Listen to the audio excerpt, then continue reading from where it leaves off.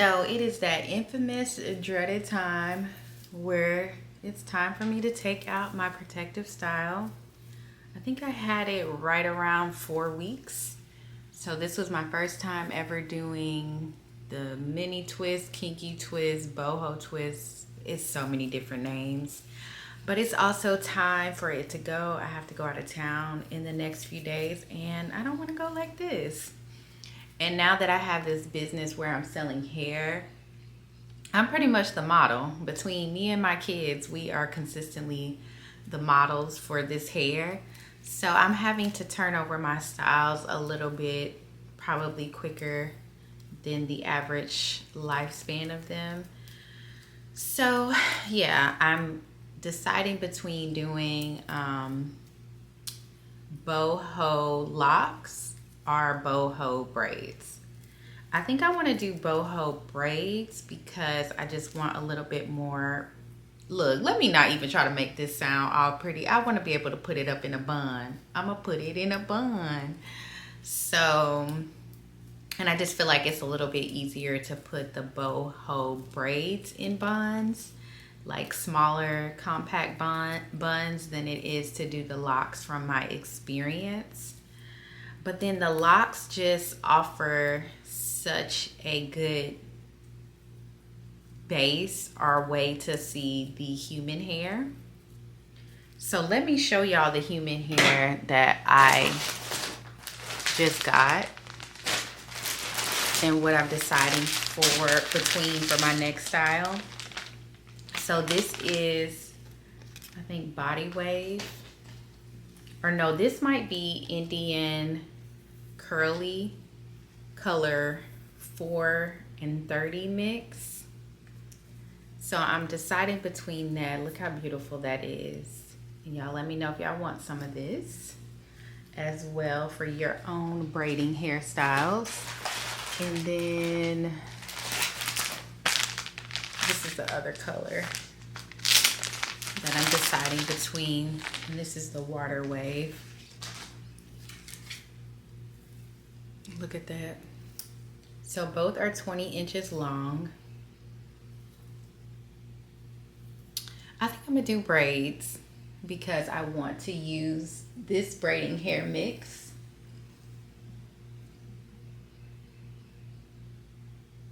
I think I'm gonna do braids.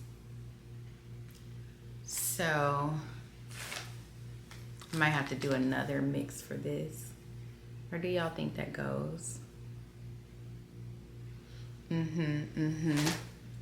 But obviously before I can do any of that, I gotta go through the process of taking my hair down. It actually doesn't bother me to take my hair down. I know a lot of people like dread the process, but I'm like, I'm just going to take a chill pill, watch a little TV show, do a little things in between, and before I know it, my hair should be taken down. Now I will say with taking this down, it moves faster than braids, but it does get tangled in between from the hair like sticking on top of each other and locking. So at certain moments you might have to actually stop and pull it. And if y'all are interested too, I do have a video where I put this style together if you're interested in doing it. I really liked it. It was very cute. It's one of those styles, the older that it gets, it still looks good. So I appreciated this style. But while I'm taking my hair down, I did want to talk to you guys about something that's been on my mind. And that has been influencing, you know, where is social media going? Where is YouTube going? Now, I've been creating content on and off since probably 2016, 2017. And so I've seen a lot, even though I do not have this huge following. It's something that I've consistently been a part of. And even if, you know, I took my so-called break or pivoted to something else, I've always listened to a lot of content about social media. I've always been, I guess, fascinated by it, intrigued by it, um, and so on and so forth. So while I think sometimes people feel like you can't give opinions on stuff unless you at the top of the mountain, um, I still feel like my opinions are valuable in regards to creating content. I think that we are in late stage capitalism, and with late stage capitalism, we're having to turn everything that we do, are feeling like we have to turn everything that we do into a money generating idea. And I've kind of been that way for a long time, so I don't know if I'm influenced by capitalism or is that just my natural drive. Um, but because of that, I see a lot of millennials, and not even millennials. I've had conversation with boomers who think that, I'm just going to get on the internet and talk about this subject, even though I'm not even passionate about this subject.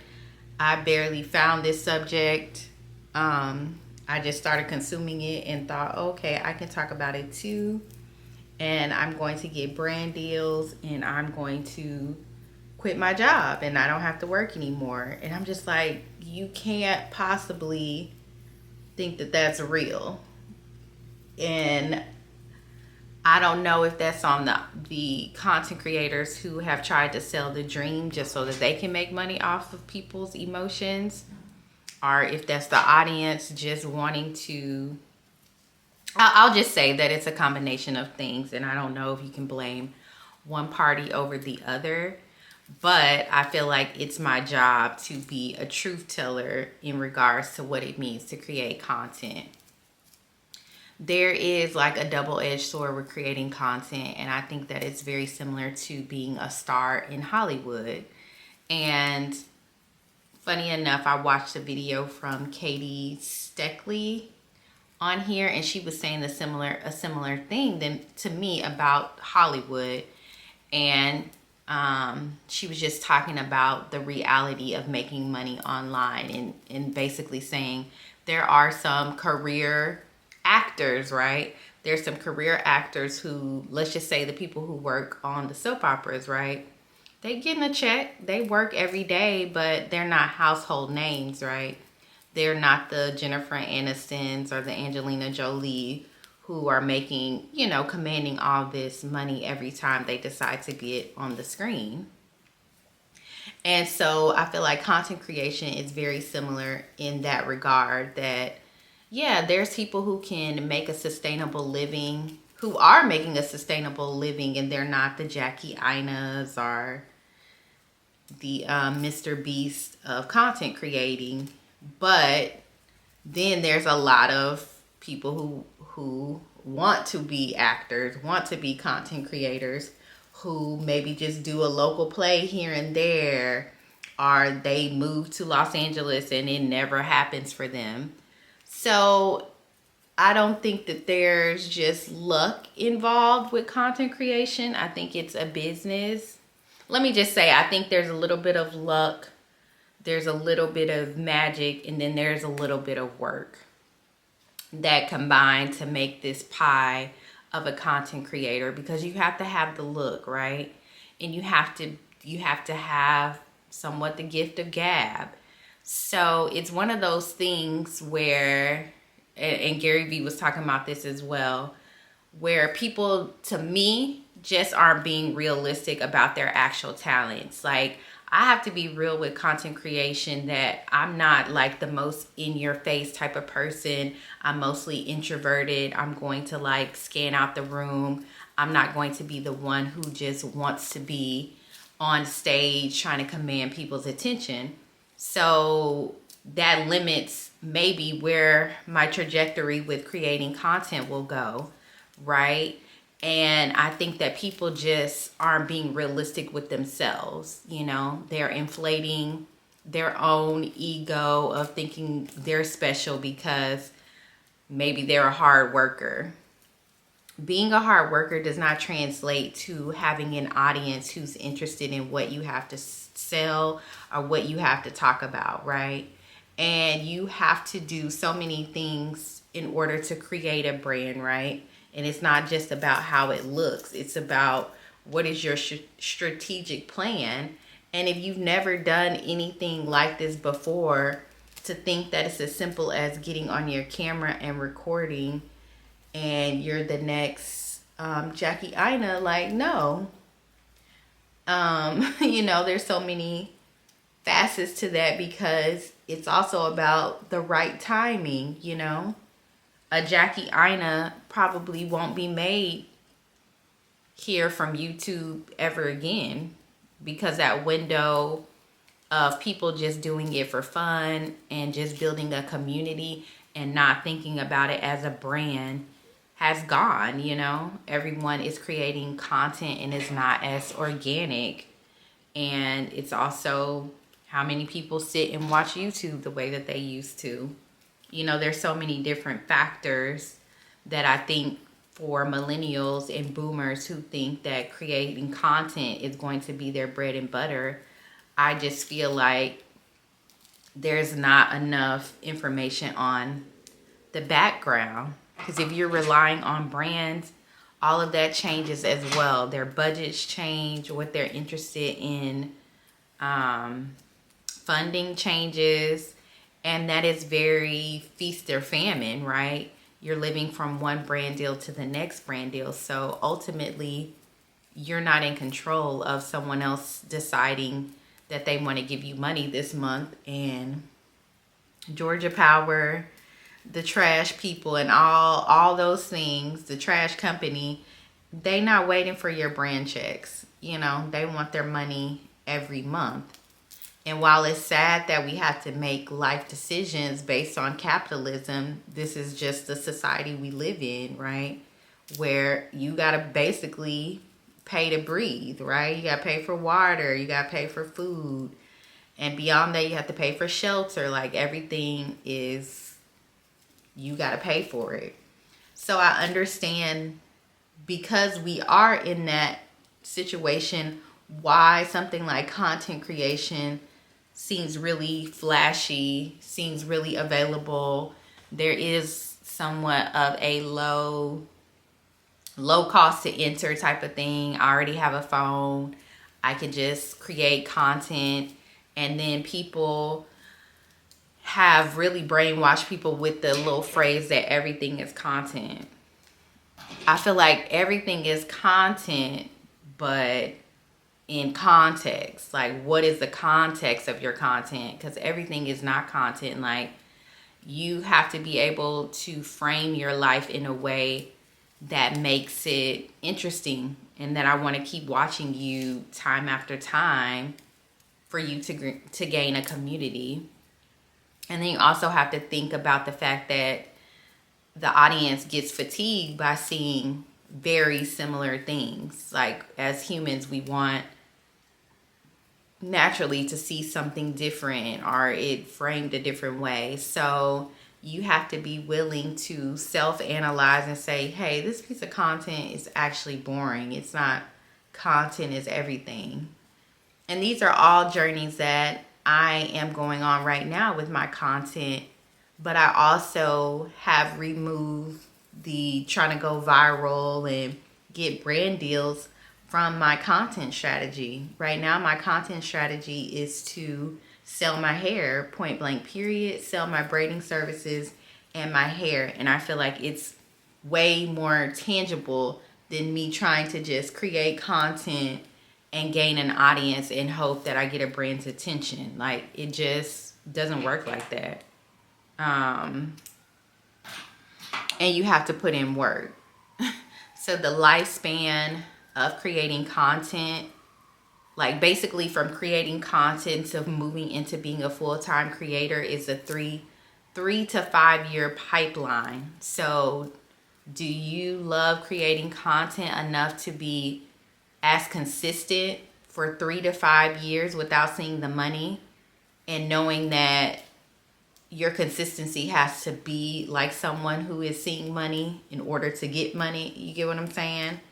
And then once you do make it to this promised land of getting money, you have to be able to sustain everything you have been doing for 3 to 5 years and continue to move with the technology and the trends after you make it to this quote unquote promised land. So it's not about it not being attainable. I just don't think it's realistic for the amount of people who think that it's going to be realistic for them, and that it's this. Y'all just don't know how many conversations I've had just in passing, listening to people who think, okay, well, I'm just gonna do similar to what I do for my job online, and then I won't have to work anymore. It's like, what? Then content becomes your livelihood. So it no longer is you can pick up the camera when you feel like it. Like, no, you have to do it all the time. Then you have to be on the back end negotiating brand deals and hoping that Instagram puts you into their monetization program. Like, I just don't understand how people have begun to think that it's just as simple as recording content. When I've been recording content since 2017, and I can tell you it's just not that easy. And there's a layer of it that I haven't necessarily been doing it correctly, but that's because it's not easy to do, right? It's not so much rocket science as it seems to create content, because like I told you, trends change. You have to learn the psychology of talking to people, the psychology of getting people's attention. And then once you have their attention, being able to retain their attention in a changing algorithm, a changing social media landscape, and then a changing social climate outside of these apps. So I don't want to, discourage people, but I want people to be realistic, and I don't want to have conversations with people thinking that they're about to create content and no longer have to work their 9 to 5. Because y'all got to stop with these thinking you're about to do these turbos and, oh, I'm going to just get me an Airbnb. Like, I've heard so many people talk about that kind of stuff, and because I've actually done it, I'm like, it's not as simple as you think. Like, we've done Airbnb twice. Me and my husband have a current Airbnb. We have rental properties, and I see how much work my husband had to put in to even just get to where we are with these properties that we have. So when people are like, oh yeah, I just want to invest in real estate, like, okay. I just listen.